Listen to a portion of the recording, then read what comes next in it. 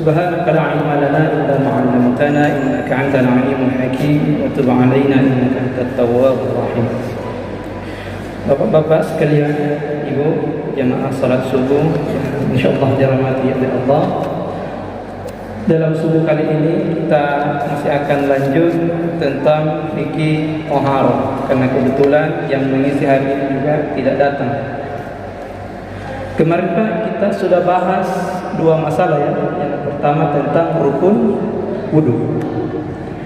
Dalam rukun wudu ini Pak kita jelaskan kembali bahwa wajibnya mengusap badan itu cuma satu kali, maksimalnya 3 kali. Maka kalau satu kali sudah diusap atau dibasuh itu sudah cukup. Makanya ada contoh kasus seperti ini Pak. Bapak pernah naik pesawat? Pernah Pak naik pesawat? Pernah? Pasti pernah lah ya. Naik pesawat dari Makassar ke Merauke. Itu biasanya berangkatnya itu jam 2 malam Pak, sampai jam 7 pagi di Merauke. Begitu kan Pak? Mau tak mau sholat subuh di atas pesawat. Terlepas nanti lagi khilaf ulama, nanti terbagi lagi. Ada ulama yang membolehkan sholat wajib di atas pesawat atau di atas kendaraan, karena normalnya itu Nabi kalau sholat wajib turun dari kendaraannya, beda sholat sunnah.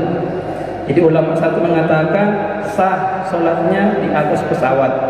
Ulama yang kedua mengatakan sholatnya tidak sah, tapi dia sholat di atas pesawat lihurmatil waktu, untuk menghormati waktu. Begitu dalam mazhab Syafi'i. Tapi nanti setelah tiba di Merauke ulangi sholat subuhnya.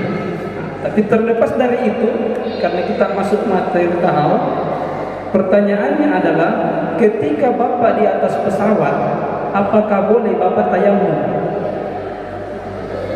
Kan begitu. Ada orang di atas pesawat tempel, gitu kan? Sudah sholat. Sah atau tidak tayamumnya Pak? Sah tidak Pak? Atau Bapak tayamum di atas pesawat? Apalagi yang umroh haji katanya begitu selalu. Dalam fikih tidak sah. Tidak sah Pak. Kenapa? Karena masih ada air. Tayamum baru bisa dilakukan kalau tidak ada air. Sedangkan Nabi itu cuma berwuduknya 1 mud. Berapa 1 mud? Ya itu ukuran air gelas pun jadi Pak. Cuma 4 anggota badan yang dibasuh. Muka, ini, kepala, kaki, selesai. Masa aqua gelas tidak cukup? Maka tayamumnya di atas pesawat kata ulama tidak sah. Paham Pak ya? Sama dengan naik mobil sini Merauke, naik darat Tanah Merah. Bapak mau tayamum di jalan, tidak bisa Pak. Apa gunanya itu? Kecuali memang sudah tidak ada air, dan air itu satu-satunya untuk minum. Itu sudah darurat sekali Pak. Tapi kalau zaman sekarang itu air bisa diplastiki 1 karton menjadi Pak. Nah, jadi untuk masalah seperti itu, pesawat atau apa, Bapak mengatakan tidak sah langsung tayamum karena air masih ada. Kecuali Bapak berpenyakit, tidak boleh kena air. Itu yang pertama masalah rukun wudu. Yang kedua kemarin kita juga bahas tentang yang membatalkan wudu. Ada berapa kemarin Pak? 5 ya. Yang pertama apa kemarin? Keluar sesuatu dari ruang. Yang kedua apa Pak? Tidur. Ketiga hilang akal. Yang keempat menyentuh perempuan. Ini pun nanti dibagi lagi ulama kemarin ada 3. Kalau Syafi'i yang paling keras, pokoknya sentuh perempuan yang bukan mahram termasuk istri batal. Itu yang paling ketat. Yang agak ringan mengatakan tidak, kalau ada nafsu saja, syahwat saja. Kalau tidak ada nafsu syahwatnya, sekedar sentuh begini tidak batal. Menurut mazhab Hanafi yang paling longgar lagi, lebih hebat lagi, yang dimaksud bersentuhan hubungan badan. Makanya Pak, sekeras-kerasnya Bapak bermazhab Syafi'i di Indonesia sama istri pun tersentuh batal. Kalau Bapak naik haji, tawaf, pindah mazhab. Kenapa Bapak sentuh-sentuh katanya orang? Karena saya juga belum ke sana Pak. Jadi boleh tidak pindah mazhab seperti itu? Ya silakan untuk kemudahan. Jadi mazhab itu dibangun terkadang untuk kemudahan Pak, supaya kita tidak dipersulit. Karena ada suatu kondisi di mana kita membutuhkan mazhab yang paling ringan. Tapi ada suatu kondisi di mana kita harus memilih mazhab yang paling ketat. Yang terakhir kemarin apa Pak? Menyentuh kemaluan, itu juga membatalkan wudhunya. Tapi perlu kita ingatkan kembali, memegang najis tidak membatalkan wudhu. Jadi najis apapun yang Bapak pegang itu tidak membatalkan wudhu. Bapak mau sholat di sini, ada tai cicak di depannya Bapak, apa yang Bapak lakukan? Tinggal tidak saja begini. Kalau dia kering, kalau dia basah tidak bisa Pak. Kalau basah dia akan berpindah, mau tidak mau harus dicuci. Karena syarat sah sholat suci dari najis. Tapi kalau dia kering, hilangkan, dia tidak berpindah karena kering. Wudunya batal? Tidak. Wudunya tetap sah. Jadi kalau Bapak mencebok anak Bapak, itu batal wudunya kemarin ya. Bukan karena kotorannya anak, tapi karena menyentuh kemaluan. Jadi kalau mau tidak ulang wudunya ketika cebok anak, bagaimana caranya tidak sentuh? Mungkin pakai itu apa namanya itu yang tembak-tembak sekarang. Jadi fikih itu enak Pak. Kalau Bapak paham fikih, itu apapun orang bilang ngotot ini harus begini, Bapak itu tersenyum Pak.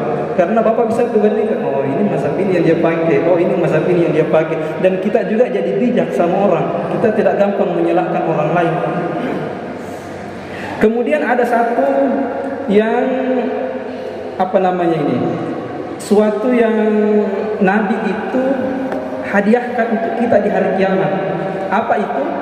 Kan di hari kiamat orang dibangkitkan itu dalam keadaan bercahaya. Bercahaya karena apa? Karena anggota wudhunya. Maka salah satu sunnahnya itu boleh melebihkan anggota basuhan. Misalnya kan batas tangan sampai sini ya, siku. Itu boleh melebihkan sampai sedikit. Yang tidak boleh berlebih-lebihan atau membuat gerakan tambahan. Contoh, bikin gerakan tambahan baru. Pernah lihat orang yang begitu Pak? Dia berwudu, dia kasih tambahan satu gerakan di sininya, di leher belakangnya. Imam An-Nawawi mengatakan perbuatan seperti itu bid'ah dan harus ditinggalkan. Karena memang ada riwayat seperti itu tapi dhaif, sangat dhaif sekali. Dan kalau kita lihat contoh nabinya, tidak ada yang seperti itu. Kita lihat di ayat Al-Qur'annya kemarin, tidak ada yang seperti itu. Maka jangan buat gerakan tambahan Pak. Cukup yang itu saja, yang rukun terpenuhi 4, yang sunnah-sunnah tadi kemarin ada tangan, mulut, hidung, itu saja. Tidak usah lagi tambahan lagi gerakan baru. Di sini Pak. Itu ada yang kita selalu perhatikan Pak. Sama dengan kalau sholat Pak. Ini selalu banyak gerakan tambahan yang keluar dari rukun, keluar dari sunnah. Termasuk Pak ini kan. Kalau salam Pak, kita kan salam ya. Assalamualaikum warahmatullahi. Assalamualaikum warahmatullahi, kan begitu. Yang rukun yang mana Pak? Yang rukun cukup satu kali salam. Assalamualaikum warahmatullahi, kanan. Kiri sunnah. Pak Imam kita biasa Pak Imamnya salam kedua lama sekali. Pasti Bapak bilang kan? Kapan ini salam kedua? Kalau Bapak mau salam sendiri di situ sudah sah, karena rukun yang pertama tadi sudah selesai. Sama dengan kalau sudah Pak Imamnya sudah Assalamualaikum warahmatullahi, Bapak langsung mau berdiri tambah yang terlambat sudah sah, karena rukun cuma salam pertama, salam kedua cuma sunnah. Tapi kalau Bapak mau menunggu imam itu lebih baik. Gerakan tambahannya yang mana? Tangannya ikut. Assalamualaikum warahmatullahi. Cukup kepalanya Pak, tangannya tidak usah. Itu gerakan tambahan lagi. Assalamualaikum warahmatullahi. Assalamualaikum warahmatullahi. Itu bid'ah. Teman-teman kita bilang itu bid'ah. Kenapa? Tidak masuk rukun, tidak masuk di sunnah, tidak ada juga di kesempurnaan sholat. Jadi tutup saja Pak. Paham Pak ya? Itu masalah melebihkan sesuatu. Termasuk juga kemarin kita bahas bahwa makan tidak membatalkan wudu. Tapi masalahnya ada hadis katanya makan daging unta Nabi suruh berwudu. Ini cuma diamalkan oleh mazhab Hambali saja. Jumhur ulama tidak. Jadi kalau ada yang makan daging onta kemudian dia bilang berwudu, bilang saja kamu mazhab Hambali, kami Syafi'i. Tidak. Makanya dia tidak termasuk pembatal wudu. Kenapa? Karena berdiri sendiri. Sama dengan ada hadis itu disuruh kita berwudu kalau makanan yang sudah terkena api. Makanan yang dimasak, kalau buah kan tidak, tapi kalau buahnya dimasak terkena api.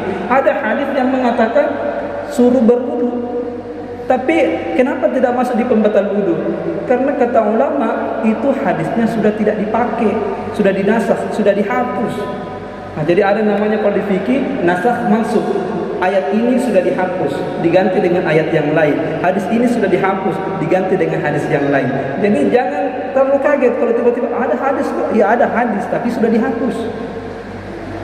Paham Pak ya? Nah, itu masalah rukun dan pembatal wudu. Sekarang kita masuk pembahasan selanjutnya. Mudah-mudahan 10 menit cukup Pak. Yaitu hukum wudu. Saya tanya dulu Pak, apa hukumnya berwudu? Tanda apa hukumnya berwudu? Wajib. Berarti kalau kentut sebentar tidak berwudu masuk neraka. Apa hukumnya berwudu Pak? Berwudu hukumnya dua. Dia bisa menjadi wajib, dia bisa menjadi sunnah, tergantung keadaannya. Kapan wudu itu wajib? Yang pertama, ketika melakukan sholat. Jadi kalau tidak sholat, tidak wajib. Kan ayatnya sudah jelas tadi. Ya ayyuhalladzina amanu apa? Idza kuntum ilas shalah faghsilu wujuhakum wa aydiyakum ilal marafiq sampai selesai. Jadi ketika sholat, mau sholat wajib, mau sholat sunnah, pokoknya yang namanya sholat wajib berwudu. Termasuk sujud tilawah. Kan sujud tilawah bisa dilakukan di luar sholat. Misalnya saya baca surah Al-Alaq, Iqra bismi rabbikal ladzi khalaq. Pada ayat terakhirnya kan fasjud wa qatari, salah satu sunnah sujud. Maka apakah saya sujud di situ? Lihat, Bapak berwudu atau tidak? Kalau berwudu sujud, tidak berwudu jangan. Karena salah satu yang ulama tekankan itu wudu ketika sujud tilawah. Adapun sujud yang lain, misalnya sujud syukur, nah itu tidak diwajibkan berwudu. Kalau sujud syukur, misalnya Bapak tiba-tiba dapat hadiah atau dapat apa, tiba-tiba sujud, alhamdulillah ya Allah subhanahu rabbil alamin, itu tidak diwajibkan berwudu. Kalau sujud sahwi, iya karena kan dalam salat tidak mungkin tidak ya. Nah, itu yang pertama. Yang kedua, yang wajib juga yaitu ketika menyentuh mushaf. Nah, ini Bapak harus bedakan apa dibilang mushaf ini Pak. Kalau dibilang mushaf Pak, ini namanya mushaf Pak. Ini mushaf. Mushaf itu ayat Al-Quran lebih dominan. Ini ayat Al-Quran. Dia lebih banyak daripada lain-lainnya. Kalau isinya terjemahan atau syarahnya lebih banyak, itu tidak disebut mushaf. Jadi yang wajib cuma memegang Al-Quran tok. Jadi kalau Al-Qurannya lebih banyak daripada bahasa-bahasa lainnya, misalnya ada terjemahan, ada tafsir, ada catatan-catatannya ulama, maka yang itu bukan mushaf. Itu tidak wajib berwudu. Yang wajib berwudu cuma mushaf saja. Kalau selain dari Al-Quran, itu hukumnya cuma sunnah. Nah, jadi kalau Bapak memegang ini Al-Quran tapi tidak berwudu, maka Bapak sudah berdosa. Karena ayatnya sudah jelas di surah Al-Waqiah, la yamassuhu illal mutahharun. Tidak ada yang menyentuhnya kecuali orang-orang yang suci. Nah, jadi pegang Al-Quran itu wajib berwudu. Kecuali dalam keadaan darurat Pak. Misal Al-Quran tergeletak atau di mana, kita untuk menghormati Al-Quran, kita pegang ini Al-Quran, itu boleh. Dalam keadaan darurat namanya itu Pak. Karena kalau kita membiarkan Al-Quran tergeletak, lebih parah dosanya. Jadi mengambil resiko yang sedikit daripada yang banyak. Jadi kalau ada Al-Quran tergeletak, walaupun tidak berwudu, itu kita boleh. Walaupun ada ulama menyuruh kita kalau bisa pakai alas. Bahkan dalam suatu mazhab itu Pak, pakai tunjuk kan, biasa itu anak-anak pakai apa namanya itu, pakai tunjuk ketika mengaji kan. Walaupun pakai tunjuk, tidak kita pegang itu Al-Quran, tetap wajib berwudu. Kecuali mazhab Hanafi. Mazhab Hanafi itu kalau pakai tunjuk itu tidak apa-apa, tidak berwudu karena tidak tersentuh mushafnya, dia bilang. Tapi itu pun tidak petunjuknya suci dari najis. Nah, tapi mazhab yang lain sekalipun pakai petunjuk itu wajib berwudu. Kemudian yang termasuk juga wajib untuk berwudu yang terakhir yaitu tawaf. Jika kita tawaf itu wajib berwudu. Kenapa? Karena tawaf itu sama dengan salat. Bedanya apa? Kalau tawaf bisa cerita, kalau sholat tidak bisa cerita, pasti batal. Makanya Pak, orang-orang di Mekah tarwihnya kan 20 rakaat, 23. Orang-orang di Madinah itu tarwihnya 36 rakaat dulu di masa salaf, bukan sekarang. Kalau sekarang 13 malam. Dulu 20 rakaat di Mekah, 36 di Madinah. Kenapa dia tambahi 36? Karena orang-orang di Mekah tawaf. Supaya pahalanya sama, mereka tambahlah menjadi 36. Makanya masa itu 36 Pak, sholat tarwihnya. Nah, kemudian kapan wudhu itu menjadi sunnah? Tadi wajib, sekarang sunnah. Yang pertama, ketika mengulang wudhu untuk setiap sholat. Nah, kita sudah bahas kemarin kan yang hadis Umar bin Khattab dapat 10 asyur hasanat, 10 pahala kebaikan. Jadi setiap mau sholat, ulang wudhunya. Walaupun sudah berwudhu, mau sholat, ulang lagi wudhunya. Itu sunnah, tidak wajib. Karena satu wudhu bisa dipakai untuk 5 sholat. Kemudian kapan lagi wudhu itu menjadi sunnah? Ketika memegang kitab-kitab selain mushaf, kitab-kitab fikih, kitab-kitab yang banyak terjemahannya, syarahnya, itu boleh berwudhu. Misal ini kan kitab-kitab fikih. Sunnah berwudhu, tidak wajib. Tapi kalau saya pegang ini, wajib berwudhu. Nah, jadi guru-guru mengaji di sini ajarkan ini anak-anak kita ya, termasuk anak saya ini, suruh berwudhu kalau pegang Al-Quran, karena itu wajib. Jangan sampai terbiasa nanti sampai besar tidak berwudhu pegang Al-Quran. Nanti beda lagi ketika kita bahas masalah haid. Bagaimana Pak kalau mushaf HP? HP mushaf bukan Pak? Kan HP ada Al-Qurannya. Mushaf bukan Pak? Kita kan biasa mengaji pakai HP. Wajib tidak berwudu? Wajib. Hah? Wajib. Jawabannya tidak. Jadi kalau pegang mushaf tidak pegang HP mengaji tidak wajib berwudu. Kenapa? Dia bukan mushaf. Dia cuma pantulan cahaya yang disimpan. Nah, jadi ini kan cahaya. Itu HP itu cahaya Pak. Habis baterainya mati. Makanya ada yang bilang begini, mana buktinya HP itu adalah cahaya saja bukan mushaf. Begini, ketika masuk di WC itu kan HP itu kan mati. Seperti ibaratnya kita masuk di WC, otak kita ada Al-Quran Pak, ada hafalan, biar sedikit ada lah, biar Al-Fatihah. Pernah tidak Bapak kasih keluar dulu hafalannya ketika masuk WC Pak? Kan tidak. Nah, seperti itu juga HP.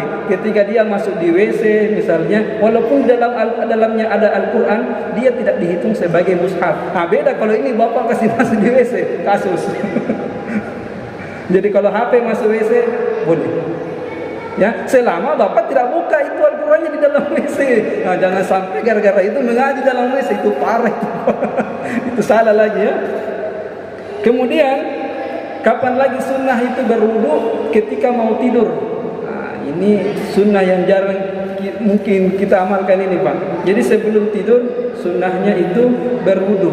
Dan apabila Bapak mati dalam keadaan berwudu, Bapak langsung syahid. Karena dihitung Pak, yub'atsu ala kulli 'abdin ala ma mata 'alaihi. Setiap orang itu akan dibangkitkan sesuai keadaan dia waktu hidup. Dia mati dalam keadaan baca Quran, dibangkitkan baca Quran. Dia mati dalam solat, bangkitkan solat. Dia mati dalam keadaan berwudu, nanti bangkit dalam keadaan berwudu. Banyak orang bilang kalau begitu saya mau mati dalam keadaan ngopi supaya membangkitkan keadaan ngopi. Tidak ya, nanti dilihat amal bukan ngopinya. Kemudian yang termasuk sunnah lagi yaitu sebelum mandi wajib. Sebelum mandi wajib, kita nanti akan bahas mandi wajib, tapi kayaknya tidak terlalu, kita singgung saya sedikit. Mandi wajib rukunnya cuma 2 Pak. Mandi wajib rukunnya cuma 2. Apa itu? Berniat dan basah seluruh badan. Itu saja Pak. Tidak ada yang lain. Cuma niat, basah seluruh badan. Itu rukunnya. Makanya bapak salto di Kali Digun, saya bilang saya niat mandi wajib ya Allah, lompat, maka sah mandi wajibnya. Langsung bisa sholat. Beda lagi ada mazhab yang mewajibkan kumur-kumur dengan masuk air ke hidung. Nah, jadi kalau mazhab itu ya tambahinlah kumur-kumur hidung. Tapi secara umum jumhur ulama cuma niat dan meratakan air ke seluruh tubuh. Maka sunnahnya kalau kita mau caranya Nabi mandinya, salah satu sunnahnya Nabi beliau berwudu dulu baru mandi. Nah, jadi beliau cuci tangannya, kemudian cuci kemaluan dan kotoran-kotoran, berwudu baru mandi. Sama dengan mandi jenazah, Pak. Kita ini selalu bingung bagaimana cara mandikan jenazah. Padahal sama aja mandi wajib. Dibersihkan dulu, dikasih wudu, mandi sudah. Sama. Terus ada amalan juga saudara-saudara kita yang mewudukan lagi setelah mandi. Itu bagaimana? Itu nanti kita bahas tersendiri nanti di fikih jenazah. Intinya kalau mandi jenazah sama mandi wajib. Jadi kalau bapak sudah tahu mandi wajib, harusnya sudah pintar mandi jenazah. Karena sama persis. Bedanya kalau mandi wajib kita yang mandi, kalau jenazah kita yang mandikan. Karena kalau dia mandi sendiri kita lari. Kemudian yang termasuk sunnah lagi yaitu ketika marah. Itu sudah jelas hadisnya Pak ya. Kita biasa dengar kalau marah, karena itu marah katanya dari kata Nabi api setan. Maka setan harus didinginkan dengan air, maka berwudu. Kemudian yang termasuk lagi ketika membaca Al-Quran. Nah, jadi sekalipun di HP itu bukan mushaf, tidak wajib berwudu, tapi sunnah berwudu ketika membaca Al-Quran. Misalnya bapak mau menghafal nih, membaca dengan hafalan, itu sunnah berwudu, tapi tidak wajib. Jadi bapak sekarang mau mengaji, apa kalau saya ini saya hafal walaupun Al-Fatihah, saya mau ulang-ulangi Al-Fatihah saja 100 kali karena saya tidak hafal Al-Baqarah. Silakan, wajib berwudu? Tidak. Kemudian apalagi ketika melantunkan azan dan iqamah. Nah, jadi tukang azan ini tidak wajib berwudu, cuma sunnah berwudu. Nah, jadi kalau tiba-tiba sudah terlambat baru datang kanda ya, gara-gara kerja, sudah masuk waktu azan. Jamaah sudah menunggu sini, ada yang marah-marah, mana nih tukang azannya? Kenapa belum azan? Sudah azan sudah dulu. Karena wudu di situ cuma sunnah, tidak wajib. Tapi kalau masih ada sempat silakan. Nah, beda iqamah nanti berbeda ulama. Kenapa? Karena sudah mau sholat. Ada yang mengatakan sunnah, ada yang mengatakan wajib. Kenapa? Karena sudah mau sholat. Masa sudah mau sholat belum berwudu? Parah sekali tuh Pak. Nah, yang termasuk lagi sunnah ketika berzikir, itu juga sunnah. Kemudian yang terakhir ketika ziarah ke makamnya Nabi Muhammad sallallahu alaihi wasallam. Itu salah satu sunnah yang dikatakan ulama sebagai bentuk penghormatan kita kepada Nabi Muhammad sallallahu alaihi wasallam. Saya kira begitu saja Pak. Wallahu a'lam. Subhanakallahumma wa bihamdika asyhadu an la ilaha illa anta astaghfiruka wa atubu ilaik. Walhamdulillahi rabbil alamin. Sekian, assalamualaikum warahmatullahi wabarakatuh.